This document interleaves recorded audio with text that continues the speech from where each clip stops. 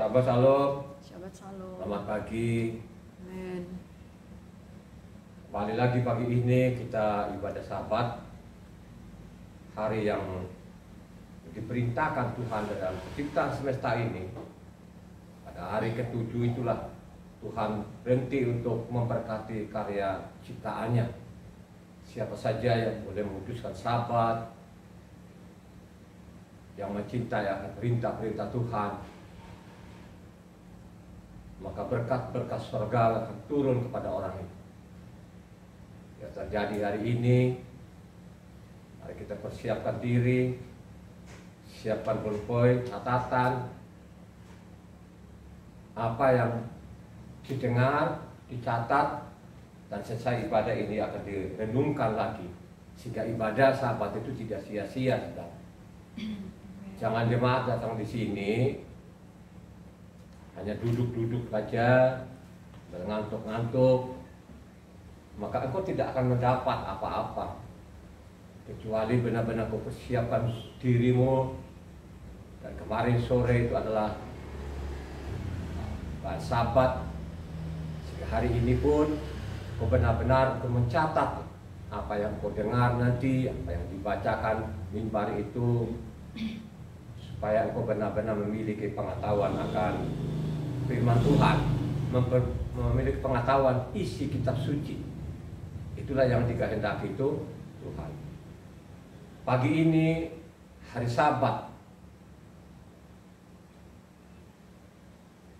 kembali lagi belajar bersama-sama, terambil dari Korintus 1 Korintus 4 ayatnya 1 sampai ke 21. Sekali lagi renungan kita dan kitab suci pada pagi hari ini terambil dari 1 Korintus 4 ayatnya 1 sampai ke 21. Satu orang baca, jelas, saya pendengar sana, jemaat mencatatnya. Demikian hendaknya orang memandang kami sebagai hamba-hamba Hamasyah yang kepadanya dipercayakan rahasia Tuhan, yang akhirnya dituntut dari pelayan-pelayan yang demikian ialah bahwa mereka ternyata dapat dipercayai. Bagiku sedikit sekali artinya, entahlah aku dihakimi oleh kamu atau oleh suatu pengadilan manusia. Malahan diriku sendiri pun tidak kuhakimi, sebab memang aku tidak sadar akan sesuatu, tetapi bukan karena itulah aku dibenarkan. Dia yang menghakimi aku ialah Tuhan. Karena itu janganlah menghakimi sebelum waktunya, yaitu sebelum Tuhan datang. Ia akan menerangi juga apa yang tersembunyi dalam kegelapan, dan ia akan memperlihatkan apa yang direncanakan di dalam hati.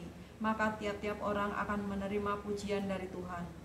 Saudara-saudara, kata-kataku ini aku kenakan pada diriku sendiri dan pada Apolos, karena kamu, supaya dari teladan kami kamu belajar apakah artinya ungkapan jangan melampaui apa yang ada tertulis, supaya jangan ada di antara kamu yang menyombongkan diri dengan jalan mengutamakan yang satu daripada yang lain. Sebab siapakah yang menganggap engkau begitu penting, dan apakah yang engkau punyai yang tidak engkau terima? Dan jika engkau memang menerimanya, mengapakah engkau memegahkan diri seolah-olah engkau tidak menerimanya? Kamu telah kenyang, kamu telah menjadi kaya, tanpa kami kamu telah menjadi raja.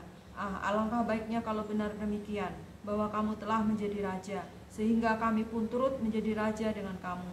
Sebab menurut pendapatku, Tuhan memberikan kepada kami para rasul tempat yang paling rendah, sama seperti orang-orang yang telah dijatuhi hukuman mati. Sebab kami telah menjadi tontonan bagi dunia, bagi malaikat-malaikat, dan bagi manusia. Kami bodoh oleh karena Hamasyah, tetapi kamu arif dalam Hamasyah. Kami lemah, tetapi kamu kuat. Kamu mulia, tapi kami hina. Sampai pada saat ini kami lapar, haus, telanjang, dipukul, dan hidup mengembara. Kami melakukan pekerjaan tangan yang berat. Kalau kami dimaki, kami memberkati. Kalau kami dianiaya, kami sabar. Kalau kami difitnah, kami tetap menjawab dengan ramah. Kami telah menjadi sama dengan sampah dunia, sama dengan kotoran dari segala sesuatu sampai pada saat ini. Hal ini kutuliskan bukan untuk memalukan kamu, tetapi untuk menegur kamu sebagai anak-anakku yang kukasihi. Sebab sekalipun kamu mempunyai beribu-ribu pendidik dalam Hamasyah, kamu tidak mempunyai banyak bapa. Karena akulah yang dalam Hamasyah Yesua telah menjadi bapamu oleh Injil yang kuberitakan kepadamu. Sebab itu aku menasihatkan kamu, turutilah teladanku. Justru itulah sebabnya aku mengirimkan kepadamu Timotius, yang adalah anakku yang kekasih dan yang setia dalam Tuhan. Ia akan memperingatkan kamu akan hidup yang kuturuti dalam Masiah Yesua, seperti yang kuajarkan di mana-mana dalam setiap jemaat. Tetapi ada beberapa orang yang menjadi sombong karena mereka menyangka bahwa aku tidak akan datang lagi kepadamu.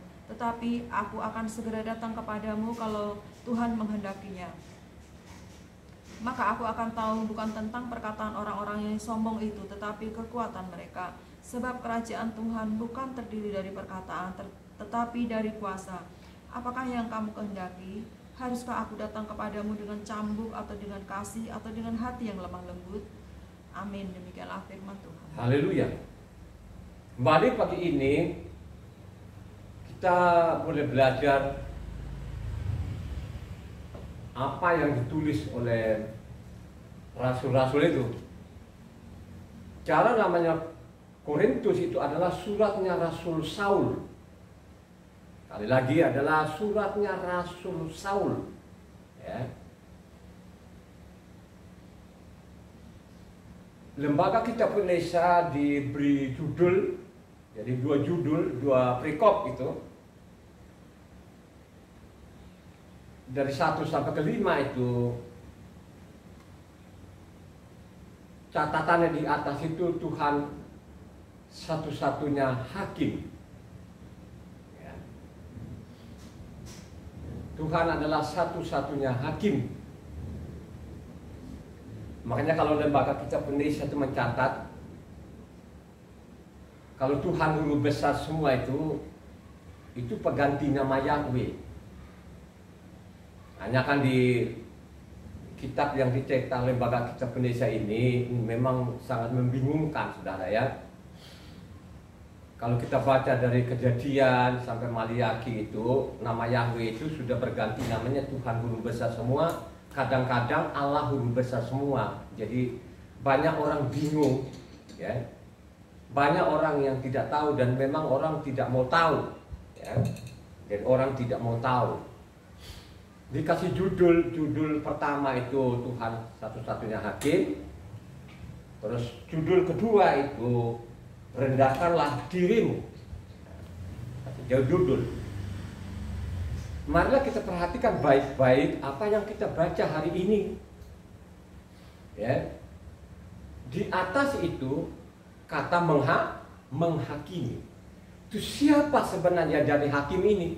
Ini pertanyaan loh saudara yang saudara harus belajar, ya. Kalau engkau tidak belajar dengan baik, ya, kalau engkau tidak punya kemauan untuk membaca kitab suci ini, engkau tidak tahu siapa sih yang menjadi hakim. Hakimnya itu berapa? Tapi kalau saya ini yang belajar yang 23 tahun, saya tahu, ya. Hakim adalah Yahweh itu sendiri, ya. Satu-satunya hakim itu yang bernama Yahweh, ya. Kalau kitab suci yang kita pegang ini sudah diganti, jadi dia tidak nama Yahweh lagi, tapi Tuhan Guru Besar semua, ya. Tapi kalau kita baca di Injil, yang tadi Tuhan Guru Besar semua sudah berganti lagi, hanya T-nya saja. Mari kita lihat nanti. Nah, itulah yang mungkin membingungkan. Kalau orang tidak tekun membaca itu, saudara, waduh, sangat membingungkan. Ya. Siapa yang jadi hakim ini? Ya. Ini kan suratnya Rasul Saul, ya. Dia memberitakan Injil sana kemari. Ya. Yang diberitakan itu apakah ada namanya perintah baru, atau yang diberitakan itu dia pakai namanya perintah apa? Taurat, saudara ya. Jadi harus diselidiki, harus diteliti dengan baik, ya, supaya tidak gagal paham itu. Makanya jemaat itu atau pendengar itu, ya bacalah kitab suci ini, pelajarilah isi kitab suci ini, sehingga punya pengetahuan yang benar. Kalau tidak, ya akan terseret, akan ke bawah arus, ya. Jadi sangat jelas yang diberitakan sana kemari itu sebenarnya adalah firman Tuhan. Firman Tuhan yang dimaksud itu apa? Ya, adalah namanya kitab Taurat. Jadi kitab Taurat zaman rasul-rasul pakai kitab apa? Apakah pada waktu yang kita baca hari ini memang sudah ada namanya Injil itu? Belum. Ya? Belum. Ya. Jadi pada waktu ini di Korintus ini tidak ada namanya Injil, saudara. Belum ditulis atau belum dikanonisasikan, itu namanya dari Matitia sampai Wahyu. Jadi tidak ada. Terus mereka pakai apa? Halo? Mereka pakai namanya kitab Taurat dan kitab para nabi. Mari kita selidiki nanti supaya kita ini tidak gagal paham, supaya kita ini tidak ikut-ikutan, ya. Kalau sekarang kebanyakan orang yang penting ada KTP-nya agama, udah dianggap itu sudah lama. Dia tidak tahu isi kitab suci. Bagaimana engkau tahu isi kitab suci kalau tidak punya keinginan sedikit pun untuk membaca kitab suci ini? Jadi apa yang disodorkan dari mimbar ya sudah, telan aja itu, gitu kan? Tapi kalau saya menyelidiki, ya, jadi pada waktu namanya di Korintus itu pakai apa? Ya mereka tetap pakai namanya kitab Taurat dan kitab para nabi itu, ya. Yang mereka sampaikan sana kemari juga kan tidak ada. Yang mereka sampaikan itu pakai namanya kitab Taurat dan kitab para nabi tadi, meyakinkan orang-orang namanya orang Israel maupun orang asing itu bahwa Mesias itu sudah datang. Ya. Jadi yang mereka sebarkan sana kemari tidak ada kitab lain yang mereka pakai, hanya mereka pakai namanya kitab Taurat dan kitab para nabi. Ya. Ini zaman Rasul Saul ini. Kalaupun ada tulisan-tulisan Rasul Saul nanti, ya itu sudah yang saya katakan memang sudah banyak tangan-tangan jahil ini yang ditambahin sana, dikurangin sini, gitu. Itu yang terjadi isi kitab suci ini, ya. Supaya engkau benar-benar tidak gagal paham pada waktu itu zaman Rasul Saul itu mereka sana kemari itu tetap mereka pakai namanya kitab Taurat dan kitab para nabi, ya. Makanya Rasul Saul itu dipakai, ya.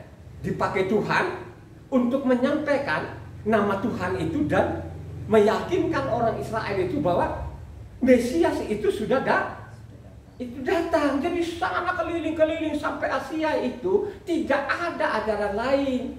Yang mereka sampaikan itu sesuai namanya nubuatan nabi-nabi yang tertulis dalam kitab Taurat maupun kitab para nabi. Itu yang mereka sampaikan bahwa Mesias itu sudah datang. Coba satu orang baca dulu. Ini Kisah para 19 ayatnya 11 sampai 16. Dipakai nih Rasul Saul ini loh saudara ya, dipakai yang memang luar biasa. Dia yang benar-benar berat sekali pelayanan dia ini. Jadi dia kesana kemari itu tidak ada ajaran baru apapun, ya. Yang mereka pakai itu adalah kitab Taurat dan kitab para nabi, meyakinkan orang-orang Yahudi ini maupun orang-orang bukan Yahudi ini bahwa Mesias itu sudah datang sesuai namanya nubuatan nabi-nabi. Coba baca satu orang. Kisah para 9 ayat 11 16 sampai 16. Kisah para 9 ayatnya 11 sampai 16. Firman Tuhan, mari pergilah ke jalan yang bernama jalan lurus dan carilah di rumah Yahuda seorang dari Tarsus yang bernama Saul. Ia sekarang berdoa dan dalam suatu penglihatan ia melihat bahwa seorang yang bernama Ananias masuk ke dalam dan menumpangkan tangannya ke atasnya supaya ia dapat melihat lagi. Jawab Ananias, Tuhan, dari banyak orang telah kudengar tentang orang itu betapa banyaknya kejahatan yang dilakukannya terhadap orang-orang kudus-Mu di Yerusalem.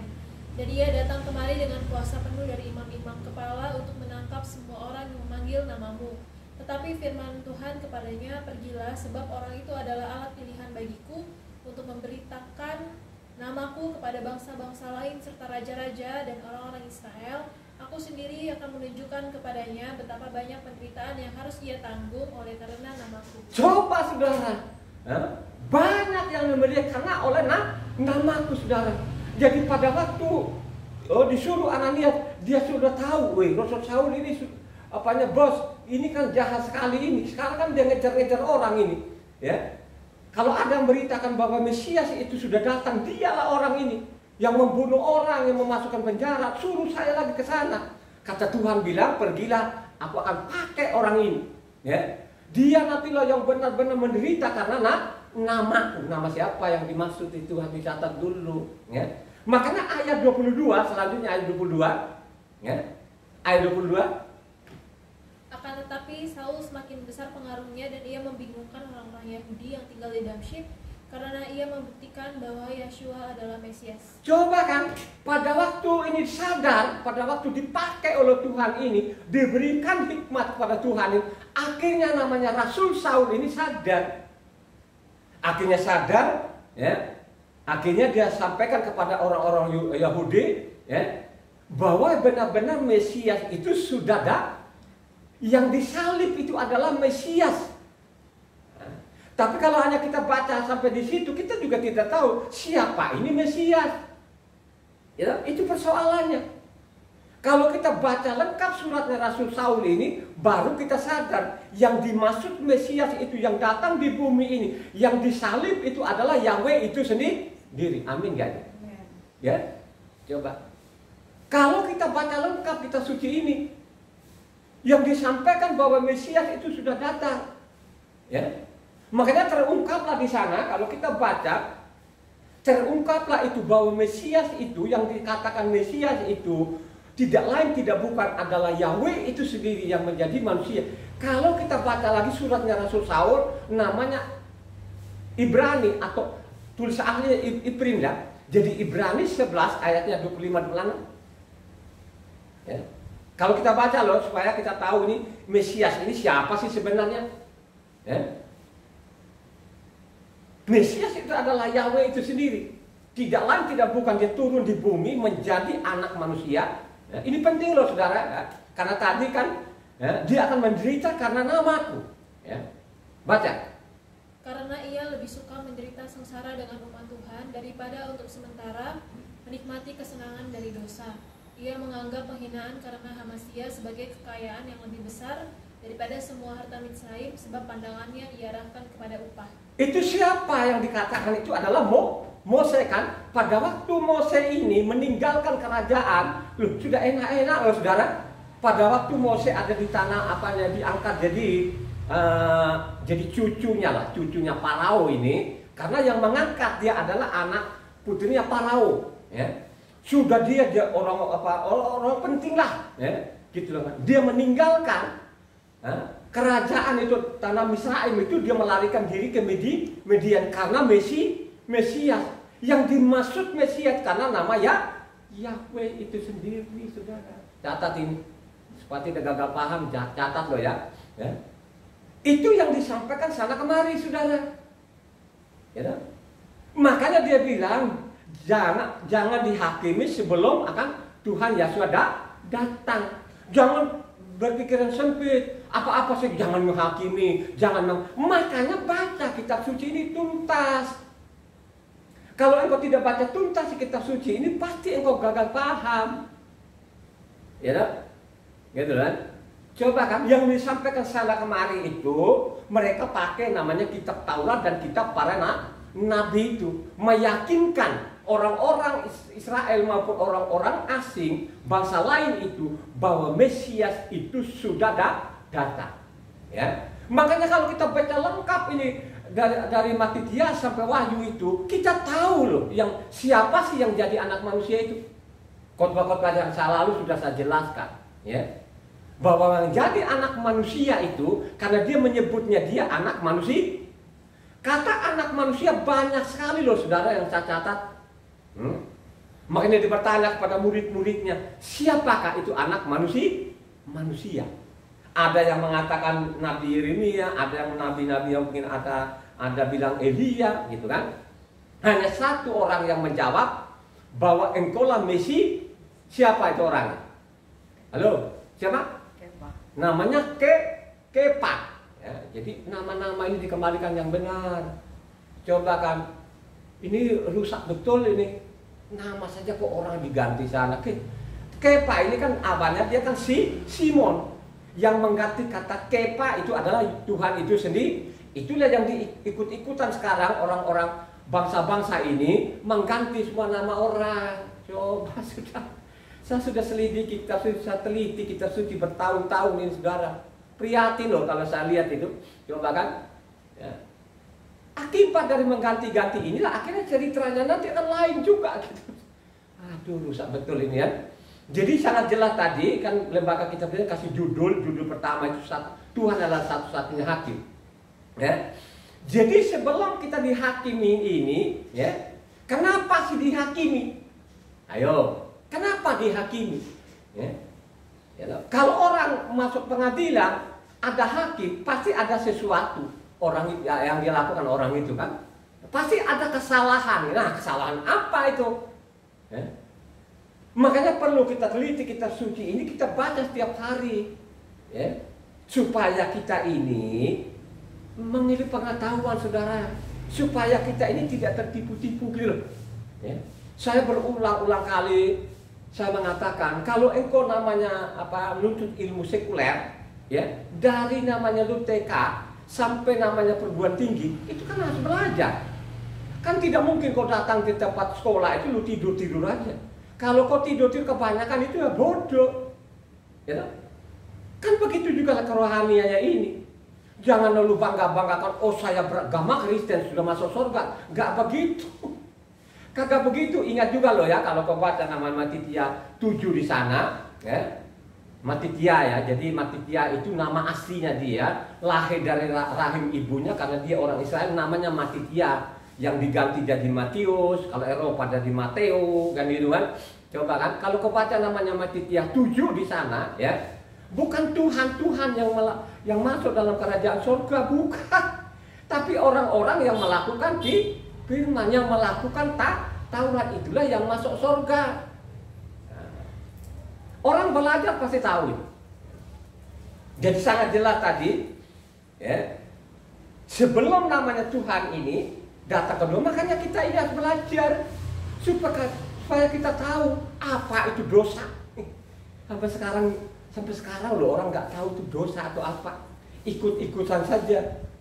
Padahal dia ini melanggar tiap hari, tapi tidak melanggar, saudara. Ya. Jadi dia nanti akan jadi hakim. Yahweh lah akan jadi hakim. Satu-satunya tidak ada yang lain menghakimi isi dunia ini.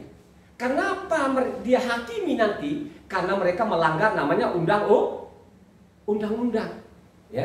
Undang-undang yang dimaksud itu apa? Halo, undang-undang apa? Yaitu namanya Tauratnya. Ya. Kalau ada orang bilangnya oh Taurat tidak berlaku, nah tunggu saja nanti ada hakimnya. Ya, bukan saya loh. Coba kalau kita baca namanya penghakiman terakhir, Yahweh akan menjadi hakim. Ini kan sudah ditulis oleh nabi-nabi. Pertama adalah nabi siapa? Yesaya. Coba Yesaya 2 ayat 1 sampai ke 5. Ya, dicatat loh ini. Ini sudah dicatat oleh namanya Yesaya. Yesaya itu sudah dicatat ini akhir zaman. Bagaimana nanti Tuhan Yahweh akan menjadi hakim. Ya, dia akan menjadi hakim satu-satunya.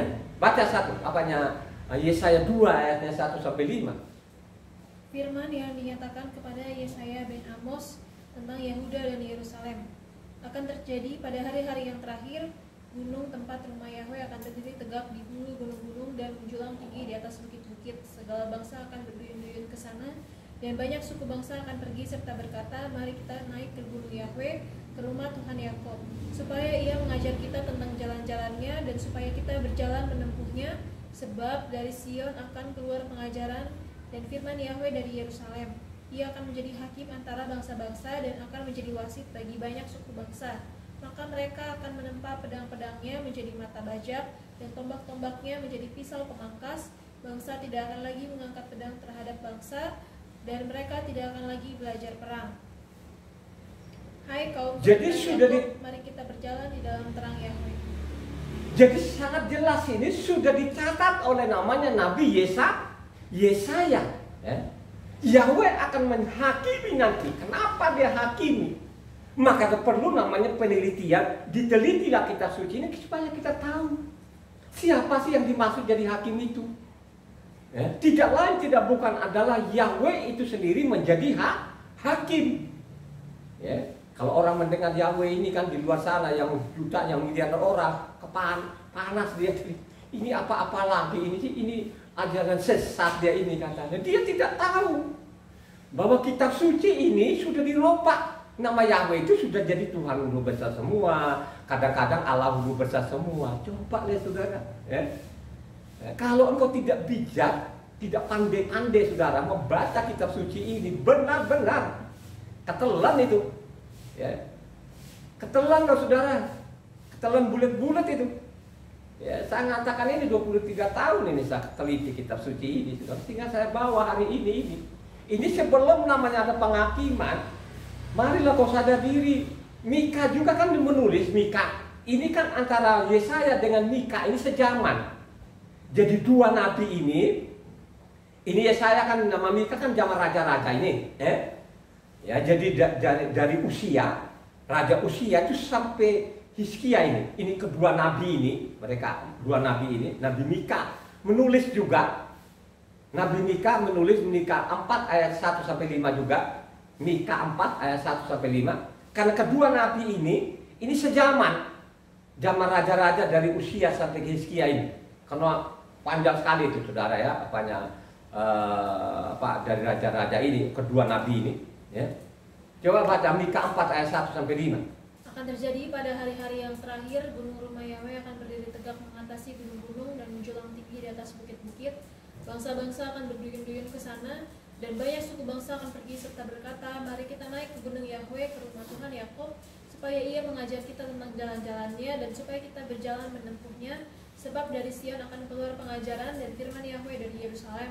Ia akan menjadi hakim antara banyak bangsa dan akan menjadi wasit bagi suku-suku bangsa yang besar sampai ke tempat yang jauh. Mereka akan menempa pedang-pedangnya menjadi mata bajak dan tombak-tombaknya menjadi pisau pemangkas. Bangsa tidak akan lagi mengangkat pedang terhadap bangsa dan mereka tidak akan lagi belajar perang. Tetapi mereka masing-masing akan duduk di bawah pohon anggurnya dan di bawah pohon aranya dengan tidak ada yang mewujudkan. Sebab mulut Yahweh semesta alam yang mengatakannya, biarpun segala bangsa berjalan masing-masing demi nama ilahnya, tetapi kita akan berjalan demi nama Yahweh Tuhan kita untuk selamanya dan seterusnya. Coba saudara, nama Yahweh itu sampai selama-lamanya. Itulah yang diberitakan sana kemari oleh namanya Rasul Saul. Peringatkan ini zaman itu supaya benar-benar kalian ini memperhatikan bahwa Mesias itu sudah datang. Mesias itu adalah Yahweh itu sendiri, tidak ada yang lain. Ya, tidak ada yang lain, satu-satunya Tuhan, tidak ada yang lain. Ini yang dicatat loh saudara ya. Ini kan masalah penghakiman. Sebelum penghakiman, ya. Coba. Kenapa dia menghakimi itu? Karena mereka bilang melanggar undang-undang. Coba Yesaya 24 ayatnya 56. Yesaya 24 ayatnya 56. Ini akan dia tuntut nanti loh saudara ya. Dia datang kedua kalinya nanti, Yahweh ini akan menjadi hakim. Tadi kan kita sudah Yesaya maupun Mika. Baca. Bumi cemar karena penduduknya, sebab mereka melanggar undang-undang, mengubah ketetapan dan mengingkari perjanjian abadi. Sebab itu sumpah serapah akan memakan bumi dan penduduknya akan mendapat hukuman. Sebab itu penduduk bumi akan hangus lenyap dan manusia akan tinggal sedikit. Coba dikasih warning loh saudara. Ya, karena mereka merubah undang-undang. Yang dimaksud merubah undang-undang, banyak sekali orang-orang sekarang itu merubah namanya Taurat ini. Coba kan, menyimpang. Ya. Menyimpang dalam kebenaran itu. Kebenaran yang dimaksud itu adalah namanya hukumnya tuh Taurat, itulah kebenaran. Itulah yang tidak disadari manusia-manusia yang miliaran sampai sekarang ini tidak sadar loh akan dosa ini. Ya, coba kan saudara, ya.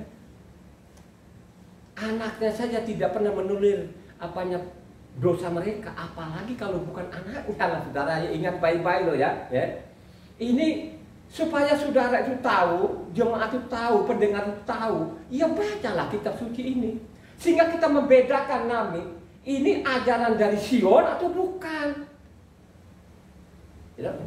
Kalau engkau baca teliti kitab suci, pasti engkau tahu ini ajaran dari Sion atau bukan. Coba bayangkan bayangkan aja sekarang sampai sekarang ini mereka begitu lantangnya, ya, begitu sombongnya, angkuhnya. Mereka mengatakan bahwa Taurat itu sudah tidak berlaku, padahal di dalam kitab suci yang kita pegang ini tidak pernah ketemukan. Malah sebaliknya, aku datang itu bukan meniadakan, tahu 1 titik 1 iota, bayangkan saja, ya, coba, ya. Ini kalau dia jadi hakim nanti saudara ya, anaknya saja dia hukum, bagaimana nanti yang bukan anaknya? Ini kan sangat jelas tadi kan, ya, akan dia hukum nanti, akan jadi hakim nanti, ya. Tapi ingat baik-baik ya, ini kalau kita baca kitab suci, memang dia tidak berurusan dengan bangsa lain. Dia berurusan kepada anaknya, yang Israel itu anaknya. Tuhan sendiri mengatakan bahwa Israel itu anakku. Bukan Israel yang mengatakan, oh saya anak Tuhan. Tidak, dia tidak pernah orang Israel mengatakan itu. Tapi Tuhan sendirilah yang mengatakan bahwa bangsa Israel itu adalah anakku. Coba saudara, bangsa pilihannya, kekasihnya, banyak sekali julukan-julukan dia ini, ya. Itu saja pun dihukum, ya. Coba, ya.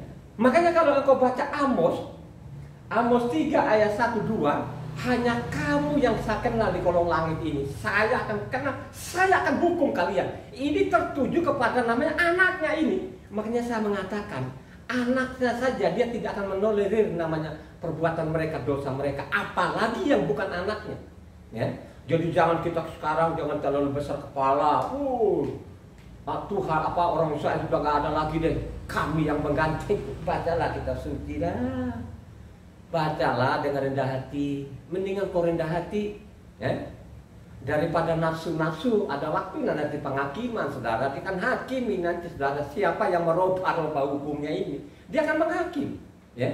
Dia akan tuntut nanti. Ini kita baca, hari bukan saya mengarang-arang, ini dibaca saja ini, ya. Baca pelan lah gitu, dengan rendah hati ya, jangan songong, ya. Coba baca Amos 3 ayat 1 sampai. Dengarlah firman ini yang diucapkan Yahweh tentang kamu, hai orang Israel, tentang segenap kaum yang telah kutuntun keluar dari tanah Mitsraim. Bunyinya, hanya kamu yang kukenal dari segala kaum di muka bumi. Sebab itu aku akan menghukum kamu karena segala kesalahanmu. Coba hai kamu yang saya kenal di kolong langit ini, dan saya akan hukum kalian. Bayangkan ini anaknya, ya, anaknya. Jadi ingat ya, Israel itu tidak pernah mengklaim dirinya dari awal itu bahwa mereka anak Tuhan, tapi Tuhan sendiri mengatakan bahwa Israel itu anaknya. Supaya orang tidak gagal paham ini, supaya saya tidak mengada-ngada, supaya orang mencatat ini kan saya ulang-ulang juga. Coba Keluaran 4 ayatnya 22, supaya orang ini tidak nafsu-nafsu lah, ya. Gitu loh, ya. Maka engkau harus berkata kepada Farao, beginilah firman Yahweh, Israel ialah anakku, anakku yang sulung. Coba saudara, ini Tuhan Yahweh sangat mengatakan bahwa Israel itu adalah anakku, anak sulungku, anak pertamaku. Jadi anak keduanya nanti kalau engkau benar mencintai akan hukumnya tuh Tuhan, ya. Kalau engkau mencintai Tuhan, hukum-hukumnya Tuhan. Kalau engkau mencintai, kalau engkau jadikan seperti seperti madu manis, maka engkau akan menjadi anak yang kedua, ya. Jadi tadi ada pertama. Tapi kalau kau tolak namanya Tauratnya Tuhan, dia tidak akan mengangkat engkau anak. Dan dia tidak akan mengangkat hambanya, gitu. Ada firman-Nya loh saudara, ya. Ada firman-Nya. Pelajari kitab suci ini dengan benar baik, ya. Supaya engkau membedakan ini ajaran dari Sion atau bukan. Kan sudah jelas tadi kan yang kita baca Yesaya maupun juga Mika kan, dia akan menjadi hakim. Kenapa dia jadi hakim? Siapa yang dia hakimi? Ingat tadi kan, hanya kamu yang saya kan, seolah-olah yang dia hakimin itu apanya orang-orang Israel. Kalau kita entar dulu saudara, bacalah kitab suci dengan lengkap ini, ya. Ingat ya, Amos mengatakan hanya kamu yang saya kenal. Makanya kalau kita baca lagi 1 Kefa 4 ayatnya 17 sampai 18, ya. Nanti penghakimannya dari rumahnya dulu. Ya, dia tidak kesana kemari dulu. Dia menghakimi dulu yang di rumah itu. Coba satu orang 1 Kefa 4 ayatnya 17-18. Catat ini. Karena sekarang telah tiba saatnya penghakiman dimulai, dan pada rumah Tuhan sendiri yang harus pertama-tama dihakimi. Dan jika penghakiman itu dimulai pada kita, bagaimanakah kesudahannya dengan mereka yang tidak percaya pada Injil Tuhan? Dan jika orang benar hampir-hampir tidak diselamatkan, apakah yang akan terjadi dengan orang fasik dan orang dosa? Catatlah baik-baik ini. Lu catat baik-baiklah. Pasang telingamu, taruhlah di hatimu. Ini saya mau beritahu kali ini, ya. Dari rumah dulu. Tadi kan sudah bilang Amos 3 tadi kan, apa yang saya akan hukum kalian. Ingat lo baik. Tapi dia bilang 18 tadi itu. Ya. Orang benar saja ini, anaknya saja ini hampir-hampir tidak diselamatkan. Bagaimana namanya orang fasik? Orang fasik itu apa? Dia tahu loh ada pasalnya, ada ayat, dia pura-pura tidak tahu, itu fasik namanya. Dia bikin sendiri ibadah baru, itu fasik namanya. Dia paksa-paksakan. Taurat itu tidak berlaku, padahal ini Tuhan mengatakan Matius 5 ayatnya 17 di sana, aku datang. Ingat loh ya, jangan kamu salah sangka loh, aku datang itu bukan menyatakan Taurat. 1 titik 1 iota. Coba kan, dengan berikut sombongnya, pongahnya mereka menipu orang bahwa Taurat itu sudah tidak berlaku. Dengan tidak berlakunya Taurat, mereka robah semua hukum Tuhan ini. Robah hari ibadahnya, hari rayanya, berubah semua, dirubah semua. Termasuk juga nama-namanya dirubah semuanya, saudara. Waduh, itu kelewat batas namanya. Dirubah loh, saudara. Nama orang berubah semuanya, coba. Yang benar-benar saya geleng-geleng kepala itu. Saya geleng-geleng kalau yang lain mirip-mirip sedikit lah. Kalau yang saya baca itu namanya Yakob, ya. Yakob kan? Yakob dirubah namanya siapa?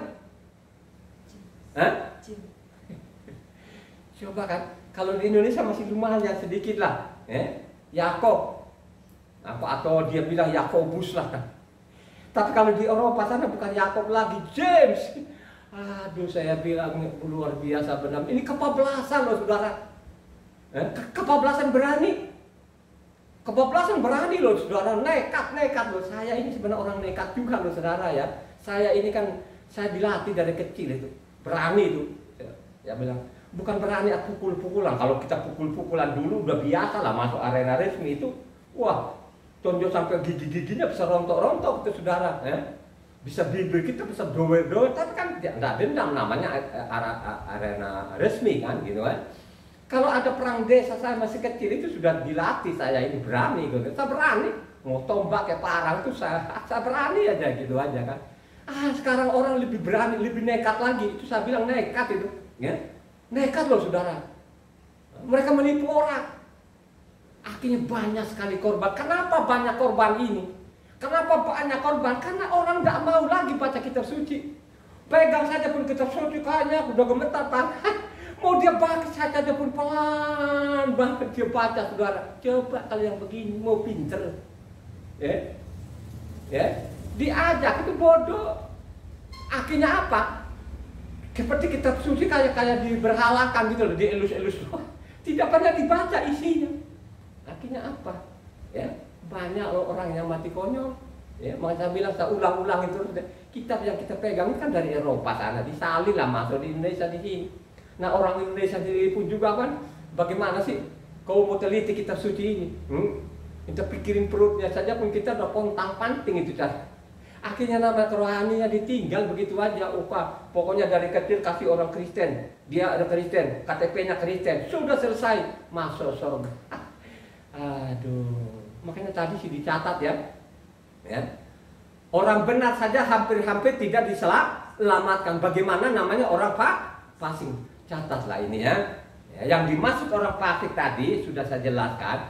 Dia tahu loh ada pasalnya, ada ayat. Dia juga dengar itu. Dia baca namanya Matius 5 ayatnya 17 sampai 20 itu. Dia baca itu sebenarnya. Tapi dia pura-pura, saudara. Dia berani loh nantang Tuhan itu. Berapa orang yang menantang ini? Akhirnya mereka robah semua. Siapa yang mau menolak ini? Ya? Coba kalau ada orang menantang, itu hanya saya tanya, hanya tanya saja, Taurat itu masih berlaku atau sudah tidak? Pasti mereka ramai-ramai, oh tidak berlaku lagi, tidak zamannya lagi. Taurat itu mengajari kita apa yang sadis. Itu karena ada tulisan-tulisan dan pendukung-pendukungnya. Tapi itu bukan tulisan aslinya rasul-rasul. Itu tambahan-tambahan banyak di dalamnya.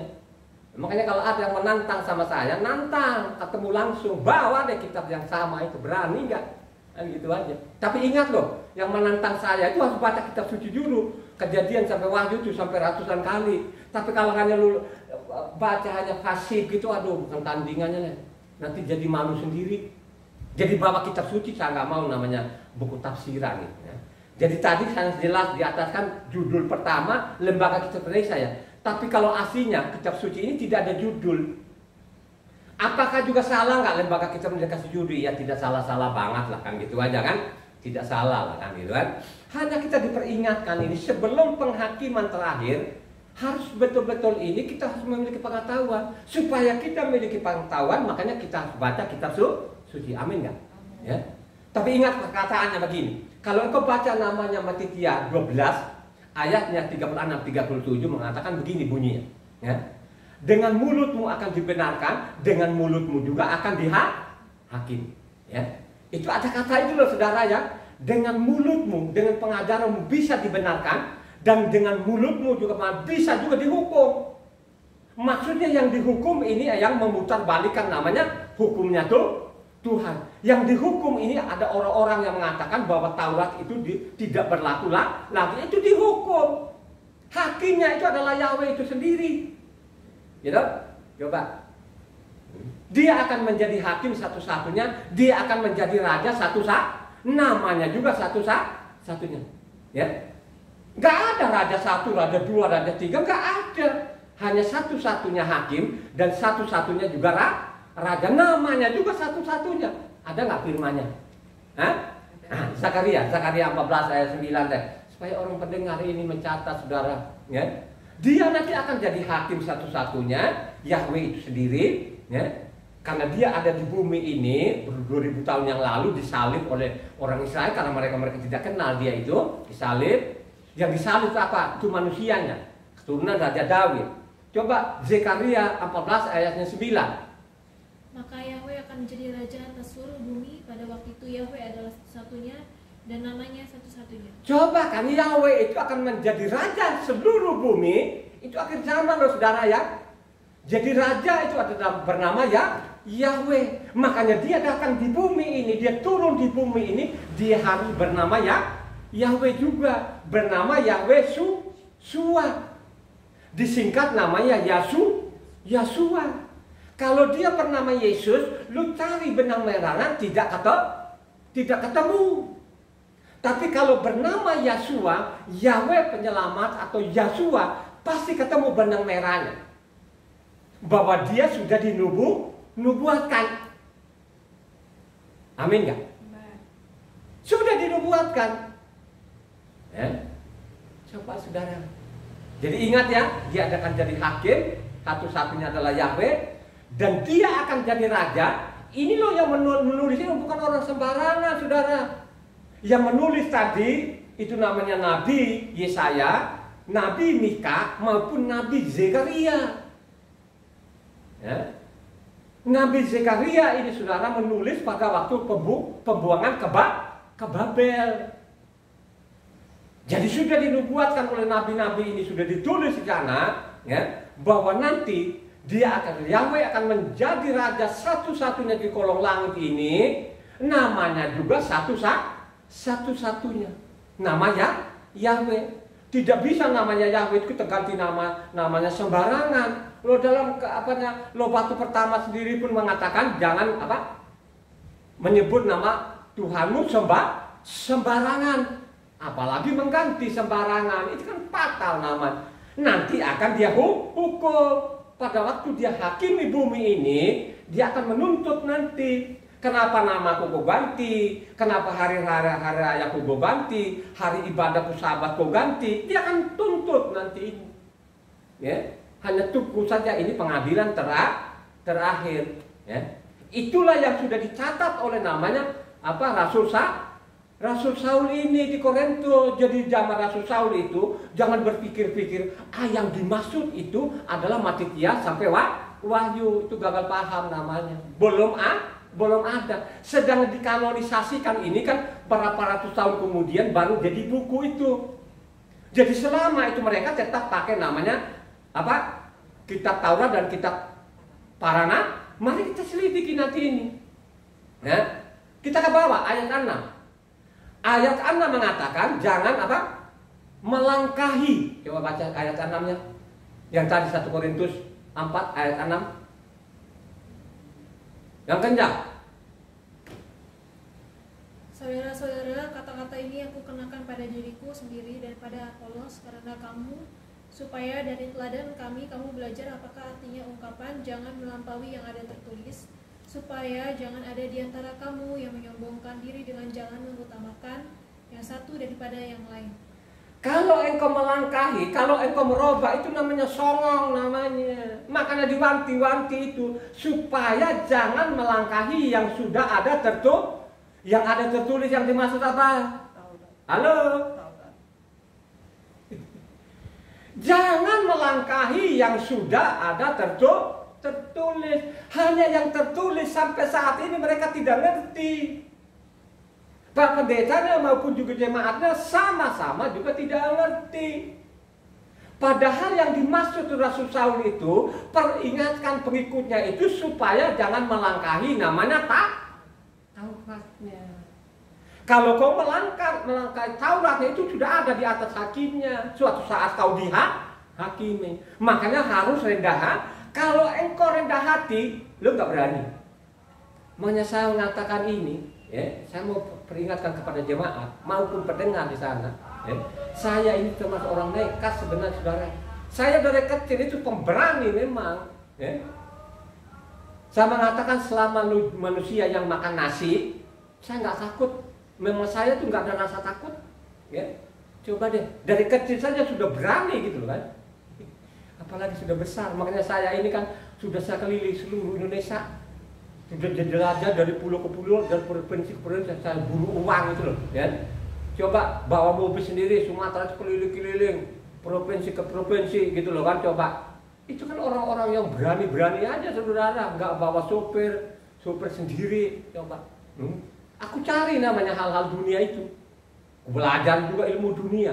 Kan saya ilmu teknik, alat-alat berat loh saudara yang saya pelajari, saudara, saya pelajari itu, ya. Coba. Jadi jangan nekat, ya. Jangan nekat lah saudara. Kalau engkau nekat, itu ada waktunya. Tadi kan kita sudah baca dari atas. Makanya dibilang hati-hati, jangan sampai melangkahi. Ya. Kalau engkau melangkahi, ya itu hakimnya nanti. Perhatikan baik, jangan melangkahi yang sudah yang ada tertulis. Yang tertulis orang nggak ngerti loh saudara ya, nggak ngerti. Ya. Padahal kalau kita teliti kita suci ini, memang kita sudah di warning dari awal memang supaya perhatikan namanya Taurat ini supaya kita tidak boleh melangkahi. Ya. Jadi kalau kita baca namanya Ulangan, ya. Ulangan 17 ayatnya 2 sampai 7.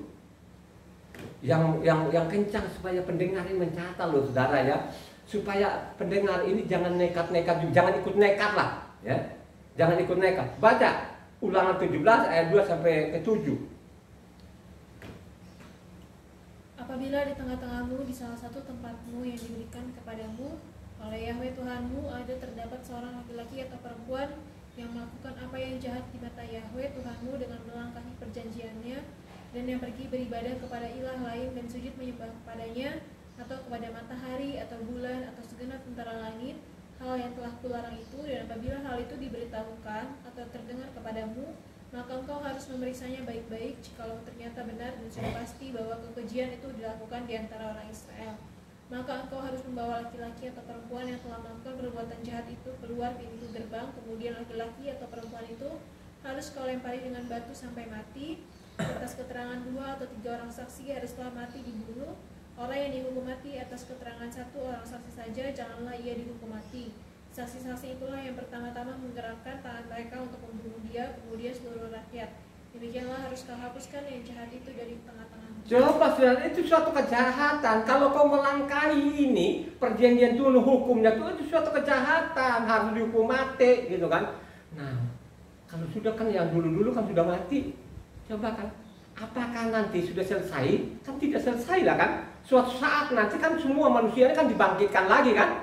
Nah, itulah namanya penghakiman saudara. Tidak lolos loh, sekalipun sudah mati sekarang saudara, tapi pada waktu mesti dibangunkan lagi, bangkitkan semua, karena memang tidak ada kematian lagi nanti. Bukan tidak ada kematian nanti lu bersenang-senang di surga gitu aja kan.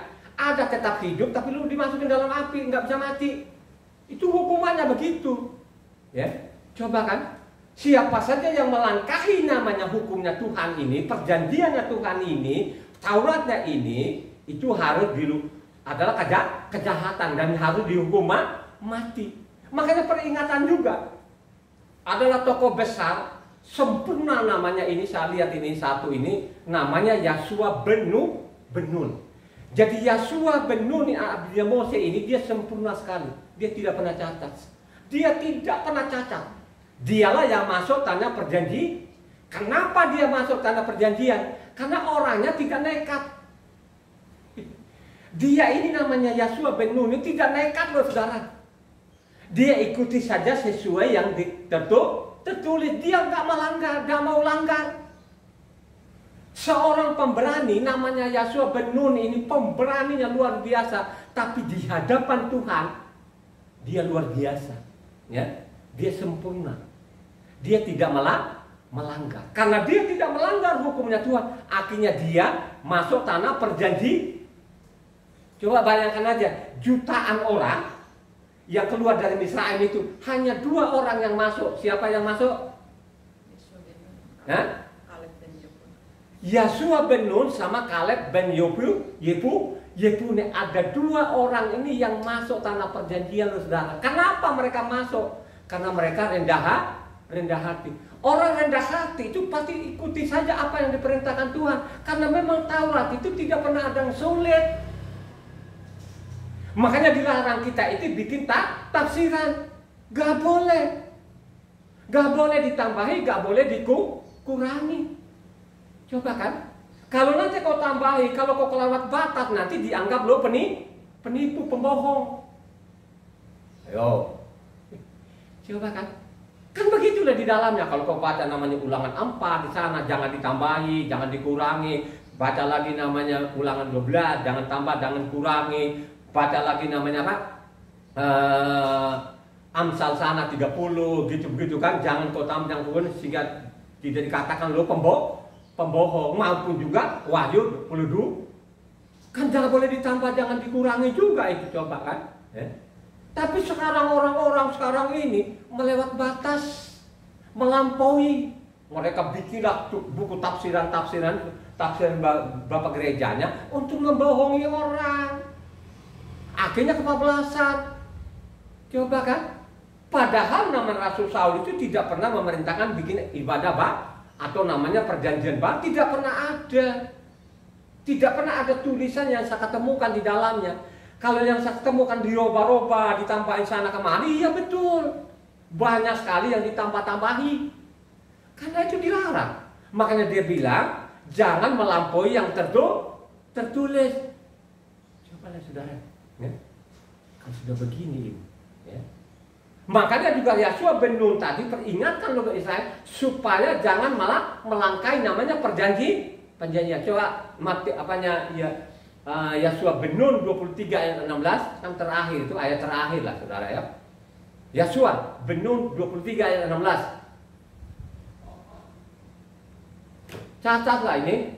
Apabila kamu melangkahi perjanjian yang telah diperintahkan kepadamu oleh Yahweh Tuhanmu dan pergi beribadah kepada ilah lain dan sujud menyembah kepada mereka, maka murka Yahweh akan bangkit terhadap kamu sehingga kamu segera binasa dari negeri yang baik yang telah diberikannya kepadamu. Itulah warning-warning saudara. Suatu saat nanti akan dihakimin ini, jangan dilanggar, jangan dilangkahi namanya Taurat ini. Tapi sekarang saudara, berani loh saudara. Lihatin juga yang teriak-teriak itu di YouTube itu kan muka-muka bencong begitu. Aduh, dia pongan juga. Berani benar tuh orang. Coba begitu sombong, banyak sekali loh yang sombong-sombong di mimbar ini. Tidak ada loh yang rendah hati, saudara. Ya. Ini loh fakta. Kalau engkau tidak mendengar ini, kau tidak mencatat ini, orang paling rugi loh, saudara. Mengatakan nama apanya tadi, Yeshua ben Nun ini, orang yang benar ini, orang yang luar biasa ini adalah panglimanya Mose ini yang luar biasa ini. Jangan sampai kamu melangkahi apanya? Tauratnya. Ya. Jangan, ikuti saja kata apanya Yeshua ben Nun ini. Ya. Coba, ada nggak yang seperti Yeshua ben Nun? Nggak ada loh, saudara. Malah ini saya bilang tadi ini yang kayak muka-muka perempuan juga pun di mimbar itu, waduh, lantang loh, saudara. Taurat nggak berlaku lagi, udah bukan zamannya lagi. Terus lu kalau lu bilang Taurat tidak berlaku lagi, terus pakai apa? Karena tidak ketemukan dalam isi kitab suci ini. Malah sebab Rasul Saul bilangnya malah mengokoh dan meneguhkan. Coba, ada nggak Rasul Saul bilang bahwa Taurat itu kami akan kokoh teguhkan? Ya? Coba baca namanya Roma 3 ayat 31 supaya tidak gagal paham lah. Ya. Ini loh yang dimaksud ini loh tadi yang tertulis ini tidak lain tidak bukan adalah Taurat. Roma 3 ayat 31. Jika demikian, adakah kami membatalkan hukum Taurat karena iman? Sama sekali tidak. Sebaliknya kami meneguhkannya. Cobalah saudara. Kami akan meneguhkan. Kami mengokohkan. Tidak pernah ada dalam benak kami untuk namanya Taurat tidak berlaku. Gak ada deh. Pokoknya ini Taurat itu sudah segala-gala kami tetap kokoh teguhkan. Ya, peraturan-peraturan Tuhan itu tidak pernah mengajarkan ke sana untuk merubah, tidak ada. Rasul manapun saya tidak pernah ketemu. Kalaupun berubah sekarang itu namanya sudah apa? Perbuatan manusia yang tidak bertanggung jawab. Coba lihat. Siapa yang berani menantangin? Ya. Siapa yang berani nantang aja? Ya. Kalau ada yang menantang pakai apa? Pakai ilmu, salah deni. Mau pakai fisik juga pun salah deni. Juga bila perlu loh, saudara, bila perlu dulu kalau mau nekat-nekatan begitu loh, saudara ya. Ini saya belajar ini. Sekian tahun itu 23 tahun saya teliti ini kitab suci ini, ya kan? Ya. Ya. Ada nggak di luar sana? Di depan saya jemaat pun juga ini pun juga ngaku saja loh, saudara ya. Coba. Belum tentu ada seperti saya yang meneliti kitab suci bertahun-tahun ini kan, yang udah 184 kali bagaimana? 185 kali, coba saudara ya. Dari Kejadian sampai Wahyu. Mau nantang? Mau nantang pakai gelar-gelar gitu? Mendingan simpan gelarnya dulu, saudara ya, bacalah kitab suci. Ya. Jadi gelarmu tinggalkan dulu, baca kitab suci ini. Sehingga engkau tahu tadi yang dimaksud oleh Rasul Saul ini. Coba kan? Ya. Loh, kalau namanya Taurat itu, misalnya Taurat itu tidak ada, bicara dosa nggak? Tidak bicara dosa. Dengan ada Taurat itu makanya ada dosa, saudara. Kalau tidak ada Taurat, tidak akan dosa. Ya, lu kawin sama istri orang pun mungkin aja nggak bicara dosa. Lu kawin sama anak kandungmu juga mungkin tidak bicara dosa, kan gitu. Ya. Sekalipun juga dilarang juga sebenarnya. Tapi kan dengan adanya kitab Taurat itu, maka namanya ada dosa. Siapa yang melanggar namanya Taurat tadi, hukumnya Tuhan, itu namanya dosa, saudara. Itu yang tidak dipelajari oleh namanya Pak Pendeta-pendeta. Sehingga mereka lantang namanya, oh jangan kita berdosa. Padahal dia sendiri melanggar. Setiap hari, setiap minggu itu. Coba saudara, dia merasa nggak itu berdosa? Itu tidak. Kalau ditanya dasarmu apa? Nganga-nganga. Coba kan. Kalau ditanya nganga-nganga, hakimnya berapa? Rajanya berapa? Tuhannya berapa? Nganga-nganga. Kalau ditanya Tuhanmu berapa? Ya satu-satunya nggak ada. Satu-satunya nggak ada yang lain. Esa, dia juga lah yang disalib. Datang di bumi sebagai anak manusia, dihukum, salib. Saya akui jangan? Saya akui. Ya. Coba, dia menebus kepada siapa? Coba, dia korbankan nyawanya dengan darahnya itu kepada siapa? Kalau hanya lu baca satu pasal dengan ayat, tidak baca lengkapnya, lu man bilang aja, oh benar dia datang di bumi ini, menghapus dosa manusia. Seolah-olah ini lu mau apa saja pun, dia hapus saja dosa. Itu omong kosong, tidak benar, karena engkau tidak teliti kitab suci dengan baik. Ya? Yang dia korbankan nyawanya itu, meneteskan darahnya itu, orang-orang yang mengamalkan namanya hukumnya Tuhan. Ada tulisannya. Ini tulisan Rasul Saul juga. Coba kan tidak mungkin Rasul Saul ini menganulir lagi perkataannya. Misalnya contoh namanya Galatia 4 ayat 4 sama 5. Baca. Kan tidak mungkin kan, yang dia maksud tadi, jangan melangkahi yang tertulis tadi, yang dimaksud ini Tauratnya. Coba baca namanya Galatia 4 ayat 4 sampai 5. Tetapi setelah genap waktunya, maka Tuhan mengutus anaknya yang lahir dari seorang perempuan dan takluk kepada hukum Torah. Ia diutus untuk menebus mereka yang takluk kepada hukum Torah, supaya kita diterima menjadi anak. Yang dia tebus itu adalah yang mencintai namanya Taurat, sesuai namanya tulisan Matitian juga. Aku datang itu bukan meniadakan satu titik, satu iota. Tapi kalau kau tolak Taurat, kau ganti-ganti, kau robah-robah hukumnya Tuhan, dia tidak akan menebusmu. Itu penipu-penipu yang tidak benar itu. Karena mereka tidak baca kitab suci ini, tidak tuntas membacanya. Dia baca sepotong-sepotong doang. Akibatnya apa? Banyak orang yang mati tidak karu-karuan, saudara. Ya, coba mati karena bencana, malapetaka, coba kan? Yang saya rasa sedih benar kalau saya melihat itu seorang perempuan, dia kalau sakit payudara itu benar-benar itu saudara benar-benar sedih banget itu. Itu kalau saya lihat itu susah hilang dalam ingatan saya. Sedih benar-benar deh. Sampai mungkin saya bisa menangis loh saudara. Ya. Kenapa saya sedih seperti itu? Karena aku kan lahir dari seorang perempuan. Aku menetek dari ibuku, dari situ. Coba kan. Terus tiba-tiba ada payudaranya kanker. Padahal katanya orang beriman katanya gitu loh kan. Coba. Coba. Itu sampai saya sedih. Akibat tadi ini, pengajaran dari mimbar ini, akhirnya apa? Belum umurnya orang sudah mati karena penyakit, karena melanggar hukum ini, gitu loh. Karena mereka beramai-ramai ini melawan Tuhan, saudara. Siapa saja yang melanggar hukumnya Tuhan, yang meniada-niadakan namanya peraturan Tuhan, itu musuhnya Tuhan, bukan namanya anaknya Tuhan, bukan. Ya? Karena kita sudah baca tadi kan, yang dia tebus itu orang-orang yang mengamalkan namanya Taurat. Amin enggak? Ya, ini fakta lu. Ya, coba kan. Kalau tidak ada Taurat itu tidak bicara dosa satu orang. Roma 5 ayat 13. Saya tidak gagal paham lah ini gitu loh kan. Ya. Ini Roma Rasul Saul juga loh ini. Ini Roma ini tulisan Rasul Saul loh, suratnya Rasul Saul. Roma 5 ayat 13. Sebab seluruh hukum Torah telah ada dosa di dunia.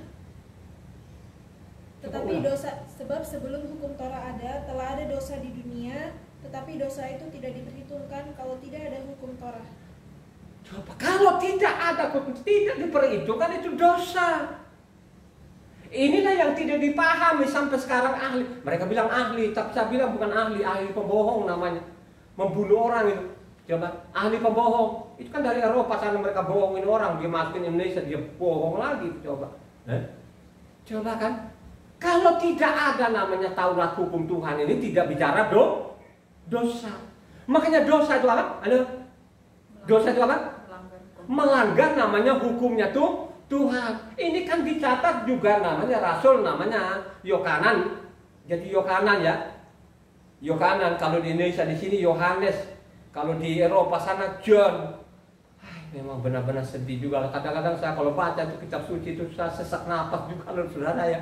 Giling-giling apa ini orang maunya dari dulu, siapa ini yang menulis ini. Nah, jadi Yohanan 1 Yohanan 3 ayatnya 4. 1 Yohanan 3 ayat 4. Setiap orang yang berbuat dosa melanggar juga hukum Tuhan, sebab dosa ialah pelanggaran hukum Tuhan. Coba kan, Makanya dia bilang tadi Roma 5 ayat 13 mengatakan kalau tidak ada Taurat tidak bicara dosa. Makanya dosa katanya adalah melanggar hukumnya Tuhan. Yang dimaksud adalah namanya Taurat itu. Taurat itu artinya pengajaran. Ya. Siapa yang melanggar, siapa yang bilang Taurat tidak berlaku itu dosa gunung namanya. Siapa yang melanggar-langgar, yang merubah-rubah hukumnya Tuhan, itu dosa besar itu. Ya. Siapa yang melanggar sabatnya, pondok daunnya, pesaknya, itu dosa gunung-gunung itu loh saudara ya. Saya mau beritahukan ini. Gitu. Makanya marilah kau rendah hati sesuai judul tadi. Nah, rendahkan dirimu. Lu di hadapan Tuhan gak ada apa-apa, jangan melawan Tuhan. Kalau kau melawan Tuhan, sebelum kau dihukum benar abadi itu, ini di dunia kan sudah kelihatan bencana demi bencana, malapetaka demi malapetaka, penyakit di mana-mana coba, ya. Ya. Kenapa saya ngomong itu loh? Sampai sekarang itu kan saya bilang kan ada anak saudara saya datang di sini. Ya. Coba kan saya peringatkan dari awal dulu memang itu sakit ini coba dilihat dulu deh, cepat-cepat dicek lah ini. Siapa tahu pada waktu dia datang, dia panggil saya di kamarnya, dia perlihatkan payudara yang gede banget terus. Aduh saya benar-benar deh, saya nangis betul-betul saya nangis. Nah, coba kan, katanya punya Tuhan itu, kok sampai seperti itu? Penelitian saya karena itu tadi, ini pengajaran-pengajaran dari mimbar berdampak kepada jemaatnya. Jadi dari mimbar itu bukan dia yang mati sendiri, tapi dia geret sekian orang. Cobalah saudara, ini kan sangat jelas kita bacanya. Jangan melangkahi yang tertulis. Saudara. Kalau tidak ada Taurat itu tidak bicara dosa. Dosa itu adalah melanggar hukumnya melanggar Taurat itu namanya dosa. Makanya dia datang di bumi menebus mereka-mereka yang patuh kepada Taurat tadi itu. Gitu loh ya. Makanya pada waktu dia tebus mereka ini, jangan melakukan dosa lagi. Kalau engkau melakukan dosa lagi, engkau melanggar lagi hukumnya Tuhan, tidak mungkin lagi kau turunkan lagi apa? Tuhan kedua kali. Kalau kau baca namanya Ibrani ya. Sebenarnya Iprim ya, Ibrani 6 ayat 4 sampai 6 maupun Ibrani 10 ayatnya 26 sampai 31 itu kan jelas loh saudara. Bacalah di situ renung. Jangan kepala batu. Jangan sok-sokan ngotot gitu loh, ya. Mendingan rendahkan dirimu aja, rendah hati aja baca kitab suci ini, ya. Paling tidak enggak usah terlalu berambisi lalu menyolobkan jutaan orang, ribuan orang. Keluargamu dulu aja. Kalau engkau seorang bapak, ajari istrimu, anak-anak. Kalau engkau seorang istri, ya kasih tahu suamimu, anak-anakmu, ya toh? Coba, ya. Pasti engkau selamat. Doronglah supaya membaca kitab suci ini. Ajaklah supaya mencintai namanya kitab suci ini. Bukan mencintai ilus-ilus begitu, bukan. Dibaca, amin. Ya. Lanjut. Supaya kelihatan ini saudara ya. Coba akibat namanya melangkah-langkah atau menulikan telinga. Ada seorang raja. Ini raja ini pilihan Tuhan. Jadi raja ini adalah pilihan Tuhan. Siapa dia? Ya, yang saya maksud, ada yang tahu? Dia melangkai siapa? Raja Saul. Ini pembaca pasti tahu ini. Ya. Jadi dia juga melangkahi perintah Tuhan, ya, maupun juga Nabi Samuel. Coba kalau kita baca ini satu tokoh besar, akhirnya dia sendiri pun dibunuh oleh orang-orang Palestina. Jadi Raja Saul ini tidak mati tua, tapi dibunuh oleh namanya orang Palestina. Dia bunuh loh saudara. Akibat namanya tidak pasang telinga, tidak mendengar, melangkahi, kebablasan. Coba kalau kita baca apa yang diberitahukan oleh Samuel. Coba 1 Samuel 10 ayat 8. 1 Samuel 10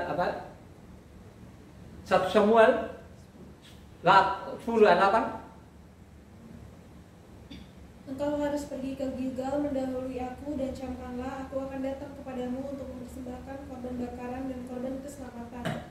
Engkau harus menunggu 7 hari lamanya sampai aku datang kepadamu dan memberitahukan kepadamu apa yang harus kau lakukan. Coba kan, dia tidak simak dulu. Ya, dia bilang Samuel, Raja Saul, pergilah, tunggu ya sampai 7 hari saya datang. Tidak terlalu pasang kuping, ya, tidak pasang kuping. Coba kan, akhirnya sudah jalan. Apa yang terjadi? Ya, tapi memang belum lewat. Tapi belum lewat, kan belum lewat 7 hari itu kan, gitu kan? Akhirnya dia punya inisiatif untuk korban kepada Tuhan. Ini kan juga melanggar, sebenarnya sepele ini kan, tapi di hadapan Tuhan tidak sepele. Ingat baik-baik ya. Tadi sudah saya ngomong, anaknya saja dia tidak kompromi dosa, dia akan hukum, apalagi yang bukan anaknya. Makanya kalau kau baca namanya 1 Samuel 13 ayat 8 sampai 14, yang cepat. 1 Samuel 13 ayatnya 8 sampai 14. Ini kita lihat ini hukumannya apa? Dicabut loh rajanya itu. Ia menunggu 7 hari lamanya sampai waktu yang ditentukan Samuel. Tetapi ketika Samuel tidak datang ke Gilgal, mulailah rakyat itu berserak-serak meninggalkan dia. Sebab itu Saul berkata, "Bawalah kepadaku korban bakaran dan korban keselamatan itu." Lalu ia mempersembahkan korban bakaran. Baru saja ia habis mempersembahkan korban bakaran, maka tampaklah Samuel datang. Saul pergi menyosongnya untuk memberi salam kepadanya. Tetapi kata Samuel, "Apa yang telah kau perbuat?" Jawab Saul, "Karena aku melihat rakyat itu berserak-serak meninggalkan aku, dan kau tidak datang pada waktu yang telah ditentukan, padahal orang Filistin telah berkumpul di Mikmas.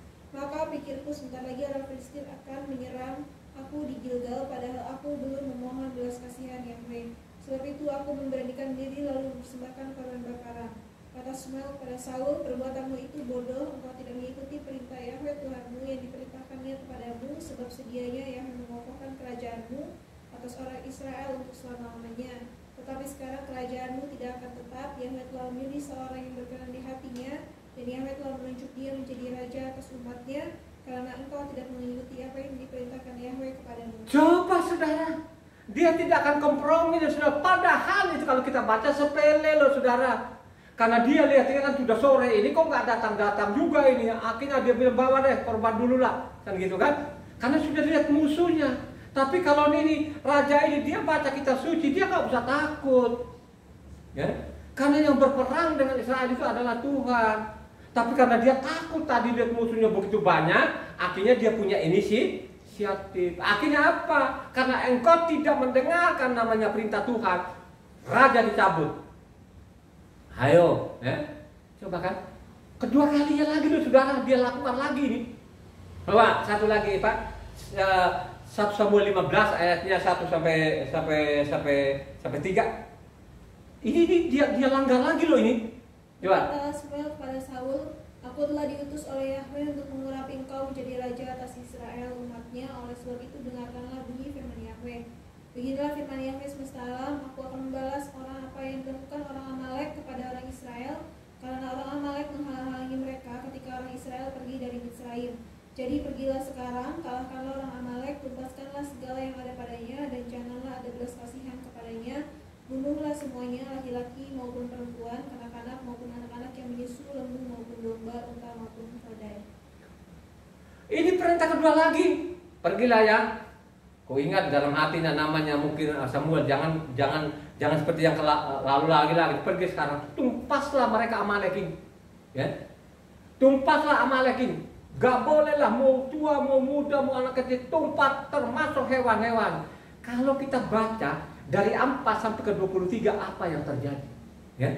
Betul semua orang ditumpas, tapi dia tinggalkan yang gemuk untuk mempersembahkan kepada Tuhan. Nanti saudara jemaat atau pendengar baca sendiri dari namanya ayatnya 4 sampai ke 23, ya. Apa yang dia lakukan namanya Raja Saul ini, ya.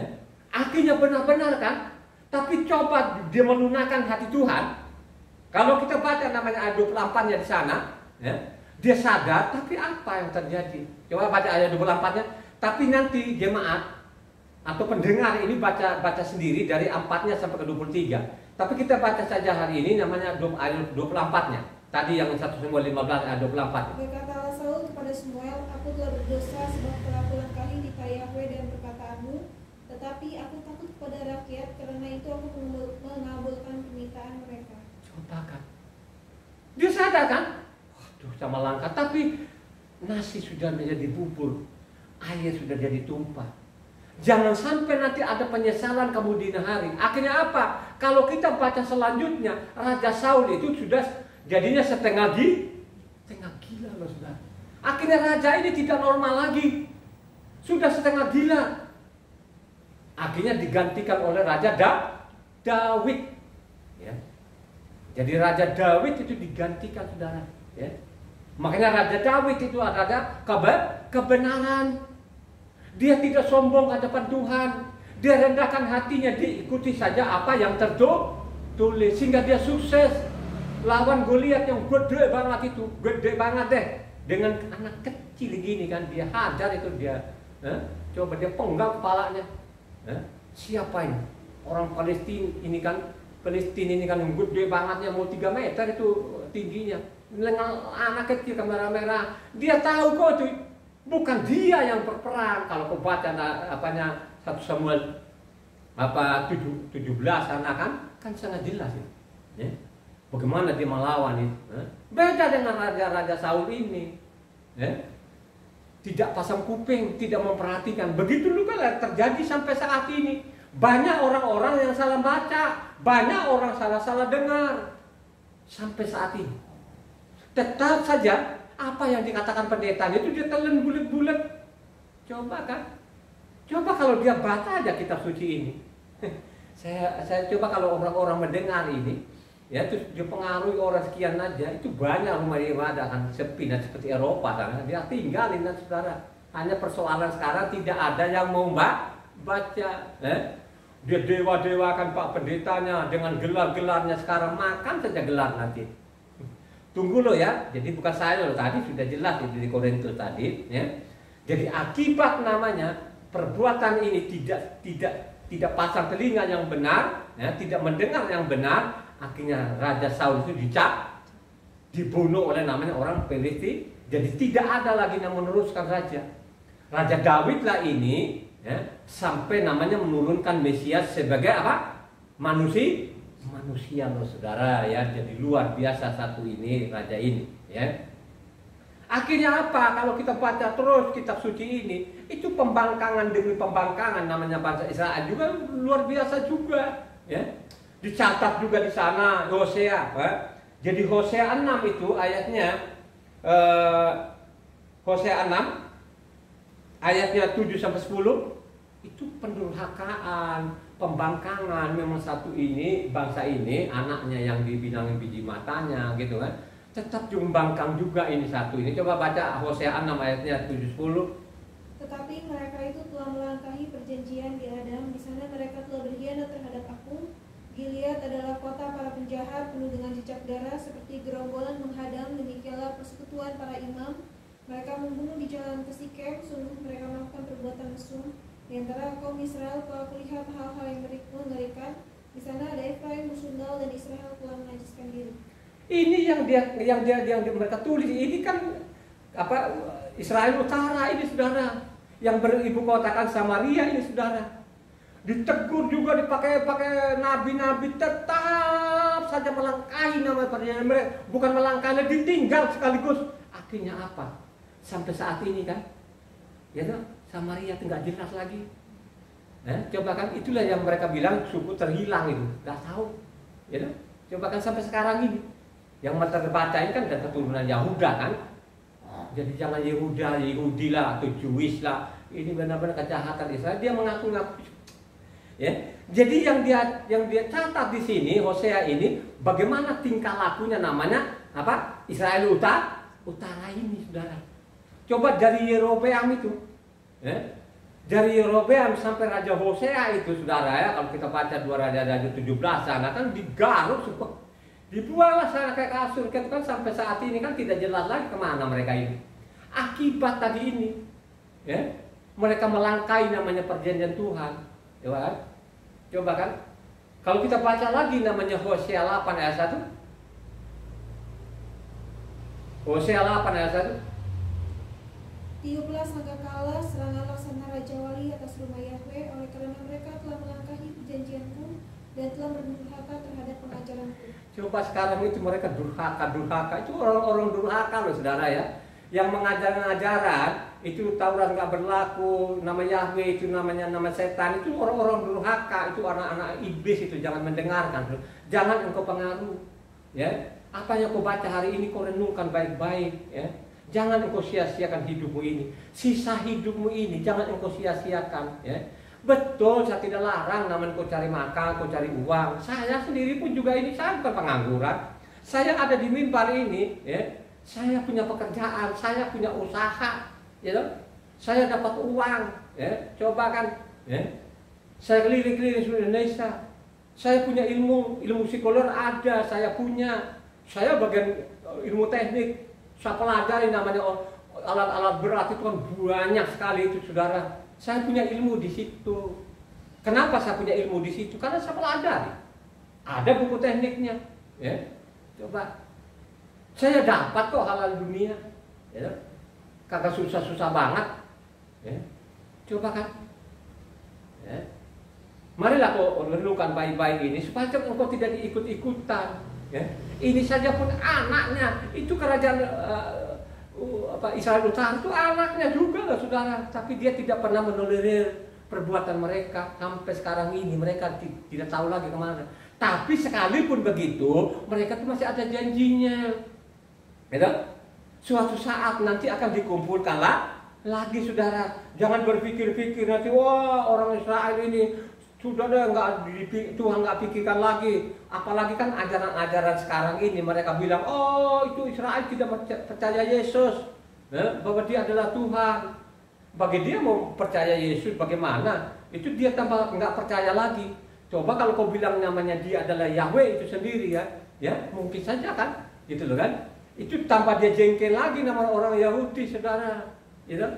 Karena sudah mengganti-ganti nama ini, ya. Nama ini kan dari Eropa masuk Indonesia. Eropa sendiri kan udah sadar kan itu kan, King James kan sadar kan itu ganti namanya Yesua kan begitu. Sekalipun juga tidak benar, tapi ya paling arahnya ya Yesua lah kan gitu. Coba sudah dia kembali yang benar kan? Setengah benar lah saya anggap itu gitu kan.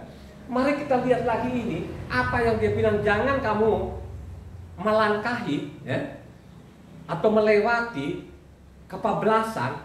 Kalau kita baca yang tertulis ini, kalau kau baca namanya Matitya 4 ayatnya 6-7. Coba Matitya 4 ayat 6-7. Lalu berkata kepadanya, jika engkau anak Tuhan, jatuhkanlah dirimu ke bawah, sebab ada tertulis mengenai engkau, ia akan memerintahkan malaikat-malaikatnya, dan mereka akan menentang engkau di atas tangannya, supaya kakimu jangan terantuk kepada batu. Yeshua berkata kepadanya, ada pula tertulis, janganlah engkau mencobai Yahweh Tuhanmu. Coba saudara, ya. Padahal kalau kita baca itu kan dari Ulangan kan, ya. Ulangan 6 ayat 14. Saudara, ya, ada tertulis. Yang dimaksud ada tertulis itu adalah Tauratnya. Tapi di lembaga kita Penesa yang kita baca itu juga diperkosa juga di sini. Diperkosanya di mana gitu loh ya. Ini tidak benar juga, di sini sudah berganti dia. Jangan engkau mencobai. Ini kalau kita lihat di ayatnya 7. Ini kan kutipan dari Ulangan 6 ayat 16. Begini bunyinya, jangan kamu mencobai. Ini kan tulisan Tuhan Guru Besar semua. Jadi di Ulangan itu tulisannya Tuhan Guru Besar semua, ya. Jadi kalau aslinya begini bunyinya, janganlah kamu mencobai Yahweh Tuhanmu seperti kamu mencobai Dia di masa. Ini di Ulangan 6 ayat 16. Tulisannya itu Tuhan Guru Besar semua. Tapi kalau di sini Matitya ini dihilangkan, hanya T-nya saja. Jadi di sini dia bilang, engkau mencobai Tuhanmu Allahmu. Coba kan saudara, bingung nggak itu? Di sana tulisan tadi, tulisan aslinya Tuhan Guru Besar semua. Di sini hanya T-nya saja. Ini apa maksudnya ini? Ya. Renungkan sendiri loh saudara ya. Kalau engkau tidak belajar ini yang benar ini saudara, terseretlah saudara. Coba kan, kalau tidak ada penghukumannya, tidak ada tulisan pasal ayat di dalam, mungkin kan nggak terlalu saya ngotot ini ya. Tapi tadi kan kita sudah baca, ya, tadi 1 Korintus 4 tadi, bahwa nanti dia akan menjadi hakim satu-satunya, akan menghakimi orang ini yang melanggar hukumnya, gitu loh ya. Ini ketahuan juga di situ itu. Ya, mereka mulailah mereka coba-coba mengerdilkan itu. Ya, sudah tulisan guru besar semua, sini hanya T-nya saja gitu. Itu mengelabui ini, ya, penulis-penulis ini kan gitu kan. Makanya saya mengatakan itu namanya Matitia sampai Wahyu itu sekian persen itu sudah campur tangan manusia-manusia yang tidak bertanggung jawab itu.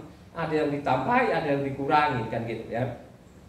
Mari kita buktikan bahwa ya zaman mereka itu rasul-rasul itu tidak ada namanya kitab lain, hanya yang mereka pegang itu ada namanya kitab Taurat dan kitab para nabi. Coba Luka 4 ayatnya 16 sampai 17. Luka 4 kita buktikan bahwa zaman rasul-rasul itu tidak ada kitab lain, hanya mereka pegang pakai namanya kitabnya Mose atau kitabnya Mose dan kitab para nabi.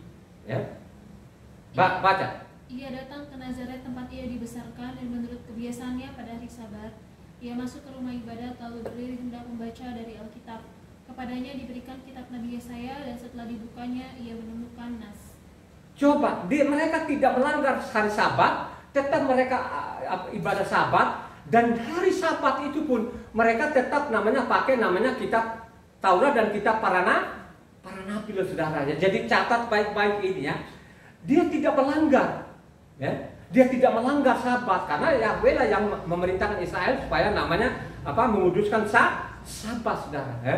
Makanya saya mengatakan banyak sekali ya di Injil ini yang sudah diperkosa, ya. Banyak sekali saudara. Kalau mereka ada yang menantang, mana ketemu sama saya akan tunjukin, gitu kan. Saya nggak maulah pakai Facebookan atau pakai YouTube, gitu kan. Ketemu kalau berani kan gitu aja. Ya.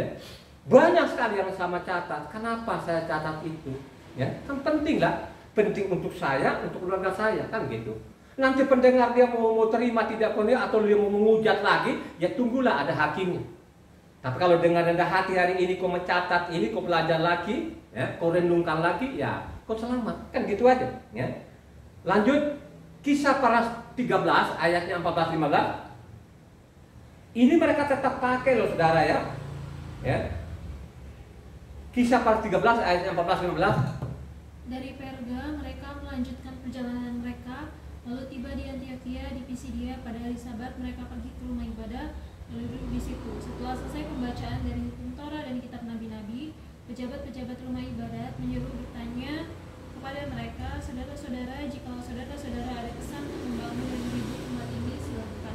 Coba kan, kalau engkau baca kitab suci ini dengan benar baik, antara penulis dengan kisah para rasul dengan Rasul Saul ini sejaman tiap hari bersama-sama dengan Luka. Luka ini penulis namanya kisah para rasul adalah Luka ini saudara, ya. Jadi antara Luka dengan Rasul Saul ini berbarengan setiap hari. Luka juga nulis, juga Rasul Saul menulis. Jadi tidak beda zaman, sejaman dengan namanya Luka dengan Rasul Saul, ya. Jadi di sini sangat jelas di sini mereka tetap namanya pakai namanya apa? Kitab Taurat dengan kitab para nabi loh saudara, ya. Mereka tetap pakai itu, tidak pakai kitab lain. Jangan berpikir-pikir tadi Korintus, oh itu bicara namanya yang tertulis itu namanya Matitia sampai Wahyu ini kurang gagal paham itu, nggak ngerti itu, ya. Karena dia tidak membaca lengkap kitab suci ini. Ini sangat jelas tadi Kisah Para 13 ayatnya 14-15 mereka pakai apa? Kitab Taurat, kitab para nabi. Begitu juga lah kalau kau baca namanya Kisah Para 15 ayatnya 21. Kisah Para 15 ayat 21.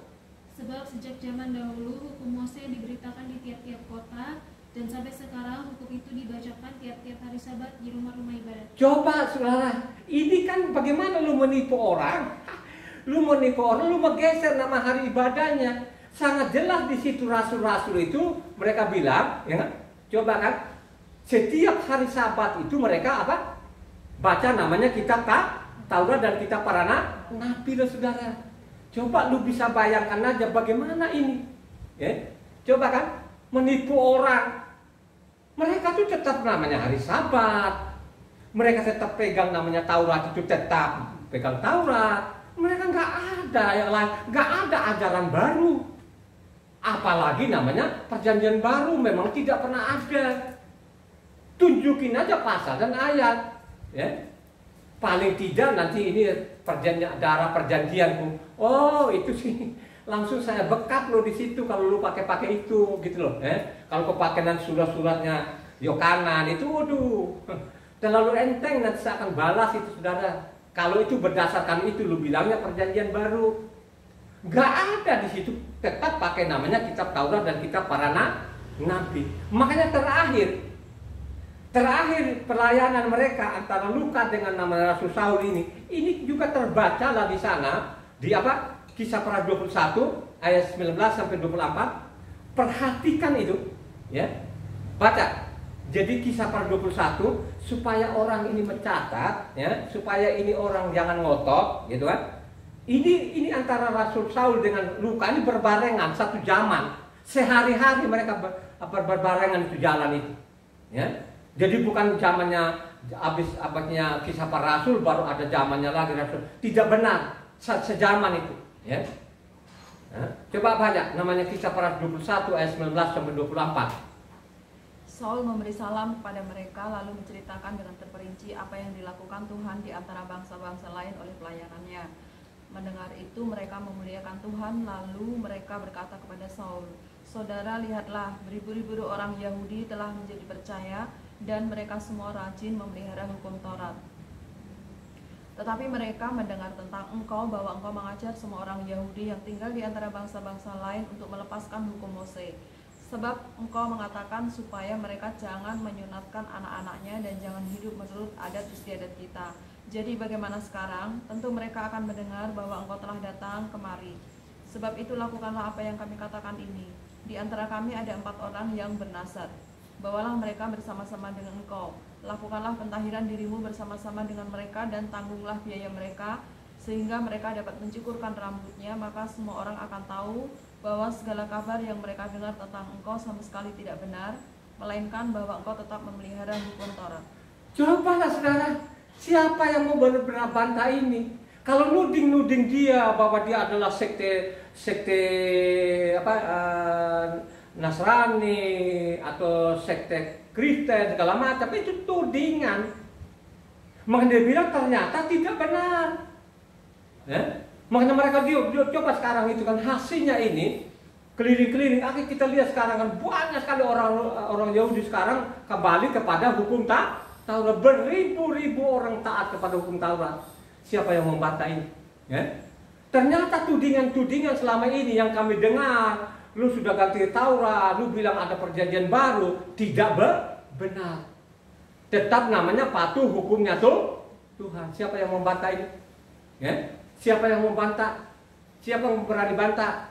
Kalau kita baca lagi selanjutnya di sana, misalnya Kisah 24 di sana kan gitu kan, coba kan, saya tidak ada, saya tidak bikin perjanjian baru atau ada, tidak ada, saya tidak pernah, nggak ada pikiran saya. Kalau ada tudingan-tudingan iya, tapi saya tidak pernah. Taurat itu sudah segala-galanya. Ini perkataan Rasul Saul. Coba deh saudara. Makanya banyak orang yang tidak baca kitab suci, akhirnya apa? Mati konyol nanti saudara ya. Di dunia saja pun sudah setengah mati loh saudara. Bencana, penyakit, ini sudah dihukum sebenarnya kita di bumi ini. Hanya orang tidak merasa berdosa.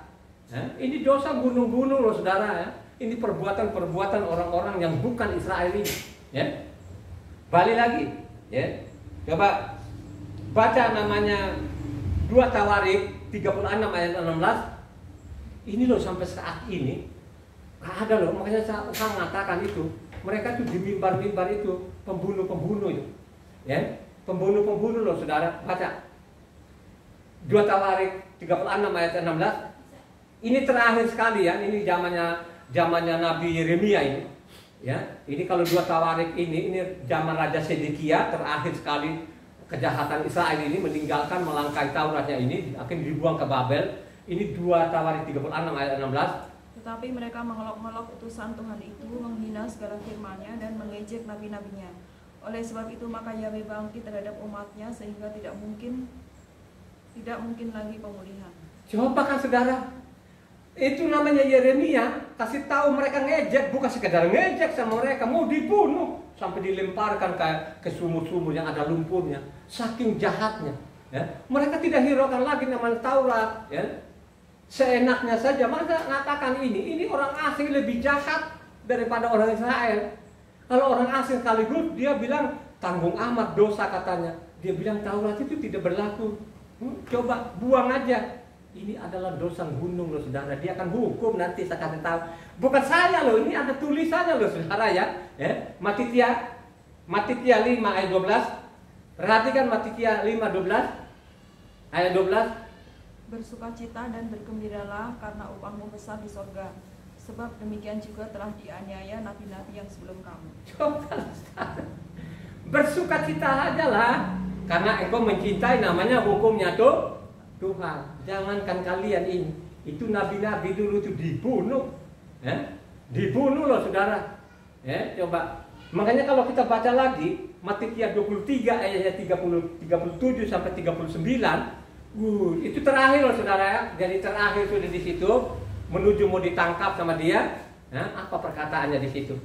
Coba. Yerusalem, Yerusalem, engkau yang membunuh nabi-nabi dan melempari dengan batu orang-orang yang diutus kepadamu. Berkali-kali aku rindu mengumpulkan anak-anakmu sama seperti induk ayam mengumpulkan anak-anaknya di bawah sayapnya, tetapi kamu tidak mau. Terus sampai 39. Lihatlah, rumahmu ini akan ditinggalkan dan menjadi sunyi, dan aku berkata kepadamu mulai sekarang kamu tidak akan melihat aku lagi, sehingga kamu berkata diberkatilah dia yang datang dalam nama Tuhan. Dalam nama Yahweh gitulah. Coba kan, itu terakhir loh saudara. Berkali-kali mengumpulkan kalian seperti induk ayam mengumpul anak-anak di bawah sayapnya, tapi tetap perlu malah lebih parah lagi zaman itu. Akhirnya Yosua ditangkap dan disalib saudara. Mau pakai apa ini? Apanya dosa ini? Tambah lagi sekarang dia bilang lagi Taurat tidak berlaku. Maka dia bilang nanti kau lihat gedung ini sudah tidak ada lagi. Hancur. Sekarang ada nggak? Gedung namanya Yerusalem tadi ada nggak? Sekarang tinggal ada sepotong ini. Ini yang sepotong ini sudah tanpa sadar. Termasuk juga orang-orang Indonesia kalau pergi sana, dia cium-cium juga batu itu.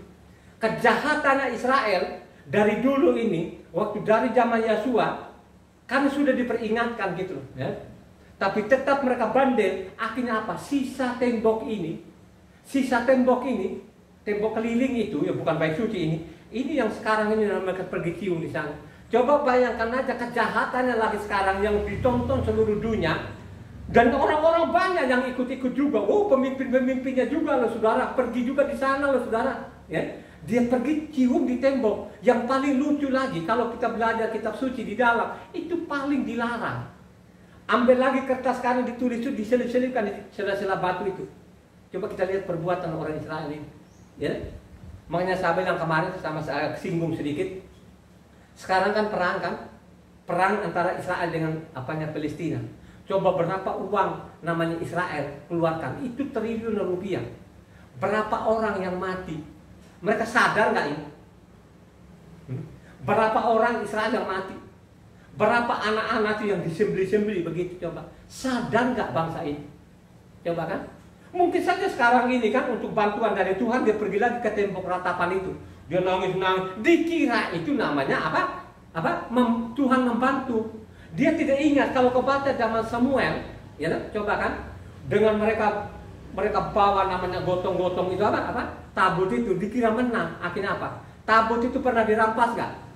Ya? Coba kalau kau baca namanya 1 Samuel 4, 5, 6, 7, lu tahu di sana. Pernah namanya tabut itu dirampas dibawa ke Palestina. Coba kalau orang Palestina itu sadar dari dulu, mungkin juga pun Israel udah kehapus juga lah sudah. Pernah tuh sampai 7 bulan namanya tabut tadi ini. Jangankan lo orang-orang asing, orang-orang Israel 9 suku saja gak boleh dekat-dekat ini. Tahu gak pada waktu Raja Daud itu, ya?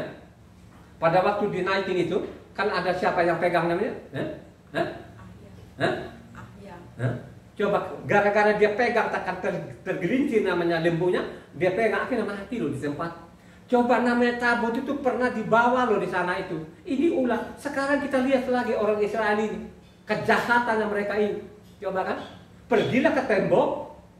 Diselip-selipkan kertas itu minta. Dia tidak mau menseru kepada nama Yahweh. Yahweh diganti namanya Adonai atau Hasen. Coba kan sekarang orang-orang asing juga ikut-ikutan juga. Ada topinya yang panjang diikut juga pakai. Dia pakai jambul-jambul juga. Terus kalau dia doa sekarang, doanya sekarang lucu. Penyembahannya sekarang orang-orang Israel lucu gitu loh. Dia penyembah tanggung dia gini. Coba kan, kalau dia baca itu kan geleng-geleng kepala gitu kayak ayam sakit sudah. Apakah di dalam kitab suci ngajarkan seperti itu? Ya? Itu namanya ibadah pagan namanya saudara. Ya? Jadi ini orang Israel belum sadar, tapi nggak sadar-sadarnya mereka tetap juga anak ini saudara. Ya? Ada pasan, ada ayatnya. Ya? Marilah pelajari kitab suci yang benar. Ya? Jangan kepala batu. Ya? Ini sangat jelas. Ya? Makanya ajaran Tuhan itu supaya kita ini kenal ini siapa ini yang namanya yang jadi manusia ini kan gitu. Kalau kita baca Ulangan ini diperingatkan juga ke Israel, Ulangan 6 ayatnya 12-13. Tinggal 2 ayat lagi. Maka berhati-hatilah supaya jangan engkau melupakan Yahweh yang telah membawa kamu keluar dari tanah Mitsraim, dari rumah perbudakan. Engkau harus takut akan Yahweh Tuhanmu, kepada Dia haruslah kamu beribadah, dan demi namanya haruslah engkau bersumpah. Coba kan, ingatlah baik-baik dan jangan sampai melupakan nama Yahweh yang keluarkan engkau dari Mesra.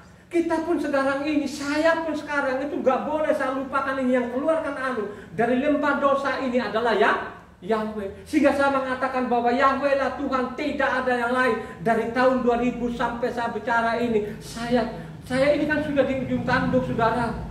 Penyakit dulu apalagi namanya paling gawat itu berak darah itu saudara. Orang kalau berak darah itu saudara ya, itu paling ujung-ujungnya mati saudara. Dari tahun 2000 itulah saya mengaku bahwa Yahweh lah Tuhan, tidak ada yang lain. Sampai saat ini saya masih sehat, mau 70 tahun umurku, masih saya sehat, diperpanjang umurku. Ya, coba kan bagaimana saya dulu sebelum tahun 2000 itu kayak apa. Makanya kalau saya bilang itu masalah ilmu sekuler, oh setelah ada saya punya ilmu sekuler, mencari duit, oh saya orangnya.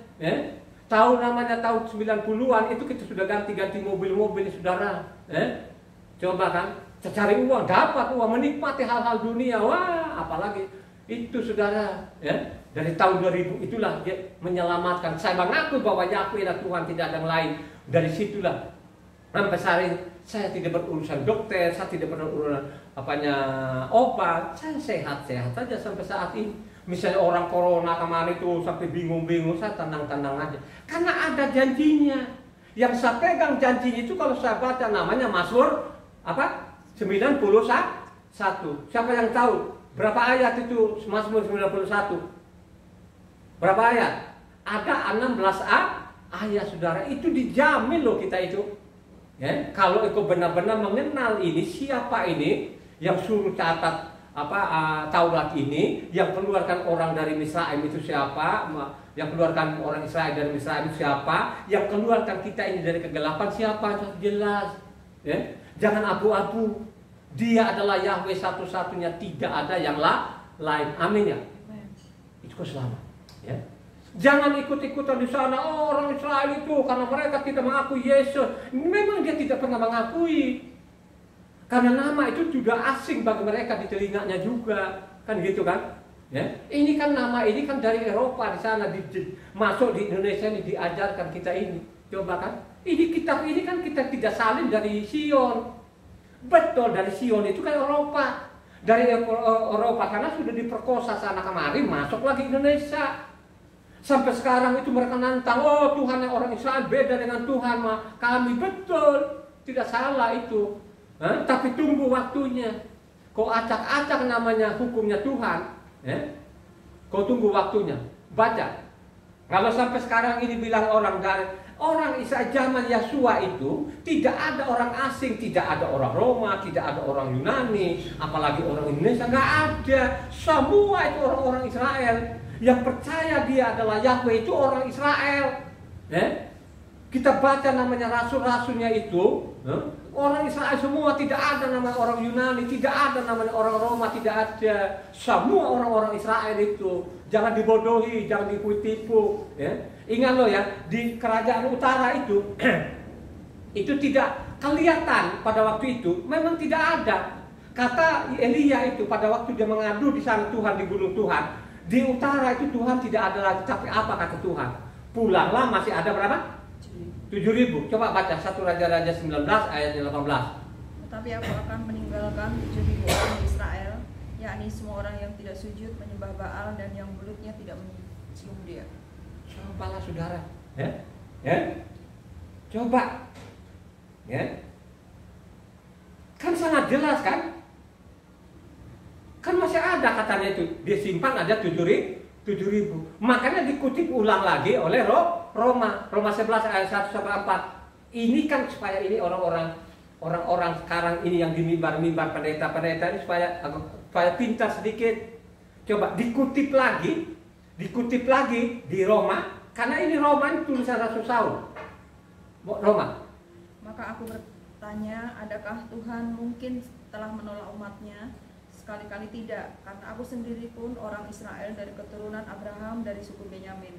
Tuhan tidak menolak umatnya yang dipilihnya. Ataukah kamu tidak tahu apa yang dikatakan kitab suci tentang Elia waktu ia mengadukan Israel kepada Tuhan? Tuhan, nabi-nabimu telah mereka bunuh, mezbah-mezbahmu telah mereka runtuhkan, hanya aku seorang dirilah yang masih hidup, dan mereka ingin mencabut nyawaku. Tetapi bagaimanakah firman Tuhan itu kepadanya? Aku masih meninggalkan 7.000 orang bagiku yang tidak pernah sujud menyembah Baal. Coba kan dia sadar.